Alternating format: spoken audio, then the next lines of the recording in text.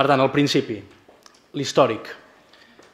No m'allargaré gaire, però sí que volem posar damunt de la taula aquest context. El 2003 es promet per part del Partit Socialista, en el tripartit, el primer tripartit, l'Hospital Públic a Rubí. El 2005 s'anuncia l'inici de les obres pel mateix 2005, amb una inversió de 70 milions d'euros. Durant molts anys vam tenir un cartell als terrenys de Can Sant Joan que així ho especificava.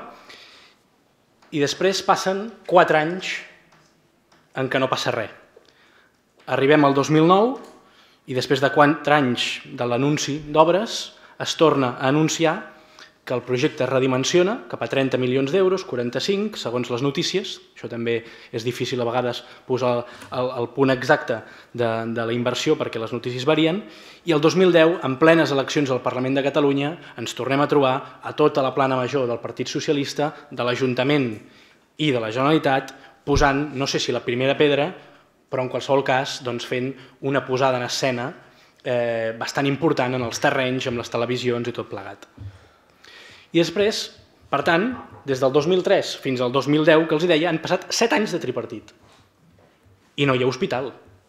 No hi ha hospital. I s'ha promès l'inici de les obres en 2 ocasions separades per 5 anys de diferència.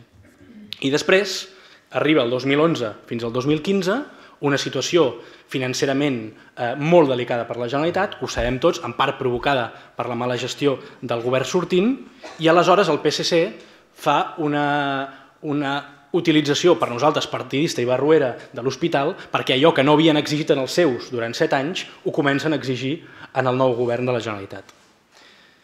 Ara ens trobem amb un possible final o com a mínim una nova branca d'aquest serial que fa més de 10 anys que dura i que s'ha basat en promeses incomplertes, amb uns responsables molt concrets i amb l'utilització partidista.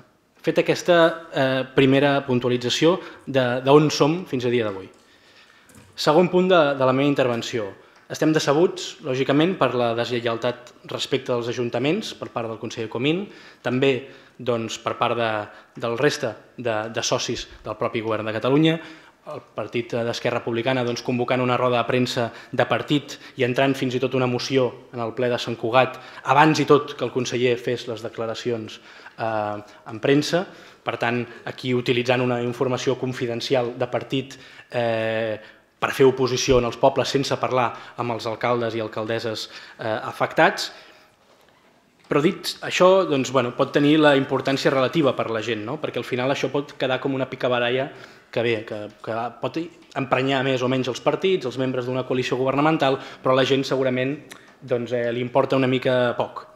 En qualsevol cas, nosaltres, després de l'experiència del segon tripartit, en què hi havia partits, especialment el Partit Socialista, que és qui tenia, diguéssim, les carteres amb més inversió o més possibilitats de fer inversions, es dedicava a repartir per tot el país promeses que no estaven pressupostades enlloc, que no estaven licitades, que no estaven en projectes, que no estaven en res, però anaven a cada mitjà digital, comarcal, local, a explicar la bona nova del que ells construirien els propers anys, quan no ho havien complert, insisteixo, des del 2003. Doncs bé, a nosaltres ens preocuparia molt que un conseller d'un govern al qual donem suport estigués o pugui estar fent, reproduint aquest sistema que no és responsable, i que és impropi d'un govern i d'un partit seriós. I per què ho dic?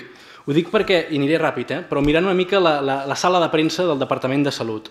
En els últims mesos, Comín anuncia el 2017 hi haurà un increment pressupostari més gran de la història en salut mental. El conseller de Salut anuncia un pla de millores per l'Hospital Universitari Vall d'Hebron de més de 34 milions d'euros. Comín confirma que es farà l'ampliació de l'Hospital de Viladecans, 47 milions d'euros. Comín, mantenim el compromís de fer un nou hospital Trueta. Això a Girona, un nou hospital a Girona. Nou Pla Estratègic Sanitari 2016-2020 al Camp de Tarragona preveu una inversió de 60 milions d'euros. Nou hospital al Camp de Tarragona. I finalment, Antoni Comín, hem proposat comprar l'Hospital General de Catalunya per 50-55 milions d'euros. Això no és seriós.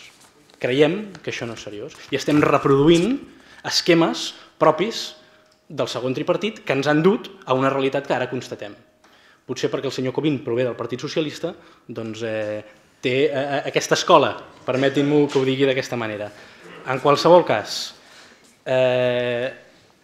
dit això, entrem al contingut de la proposta. Nosaltres, des de Convergència i Unió, des de Convergència, ara el Partit Demòcrata, sempre hem defensat l'Hospital Vicenç Ferrer. Sempre.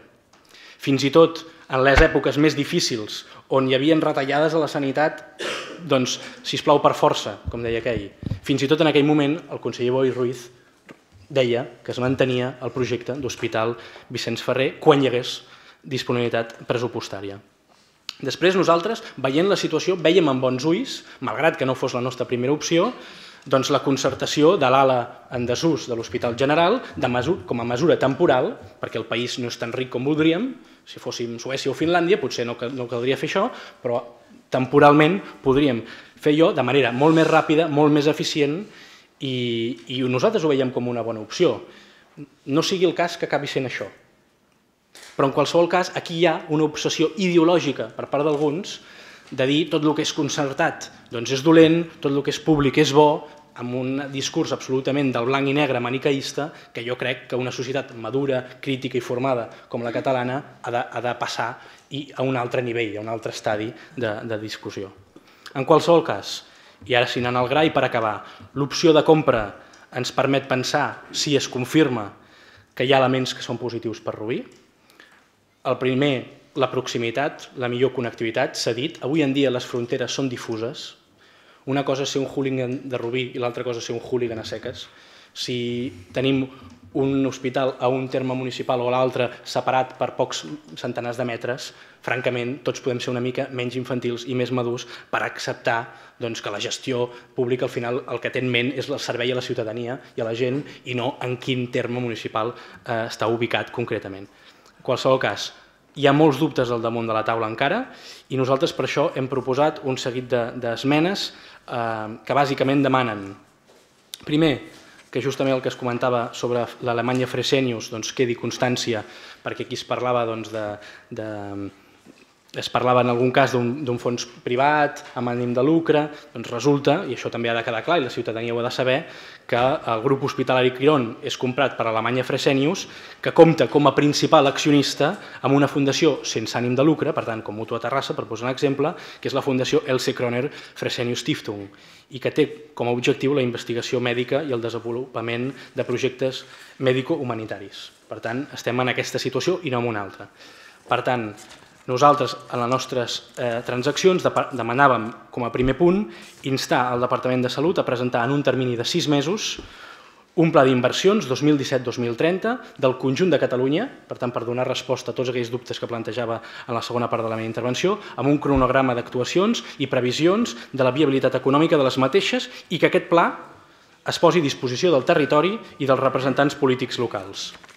I, com a segon punt de transacció, que en el cas que el pla d'inversions no garanteixi la viabilitat de la compra de l'Hospital General o que les negociacions no fructifiquin, que el Departament recuperi a l'agenda la construcció de l'Hospital Vicenç Ferrer de Rubí com a centre sanitari públic a Rubí, Sant Cugat i Castellbisbal. Per part nostra, de moment, fins aquí. Moltes gràcies.